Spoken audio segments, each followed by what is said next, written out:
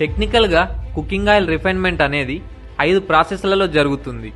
అవి డీగమ్మింగ్, neutralisation, bleaching, వింటరైజేషన్, డిఆర్డరైజేషన్. టెక్నికల్గా కాకుండా సింపుల్గా అర్థమయ్యేలా కుకింగ్ ఆయిల్ ఎలా తయారవుతుందో చూద్దాం. పల్లి లేదా సన్ఫ్లవర్ ఆయిల్ యొక్క సీడ్స్ ద్వారా ఆయిల్ని ఎక్స్ట్రాక్ట్ చేస్తారు. కానీ వీటిని ఎక్స్ట్రాక్ట్ చేసేది కార్పొరేట్ కంపెనీస్ కాబట్టి ఆ గింజల నుండి వచ్చే ఆయిల్లో 1% ఆయిల్ కూడా ఆ గింజల ఉండకుండా మొత్తం లాగేయడానికి హెక్సేన్ అనే కెమికల్ని కలుపుతారు. పెట్రోల్, డీజిల్, గ్యాసోలిన్ ఎలా క్రూడ్ ఆయిల్ నుండి వస్తుందో ఈ హెక్సేన్ కూడా క్రూడ్ ఆయిల్ నుండి వస్తుంది. సో ఈ హెక్సేన్ యొక్క సహజ గుణం ఏంటంటే ఇది ఆయిల్ని లాగేసుకుంటుంది.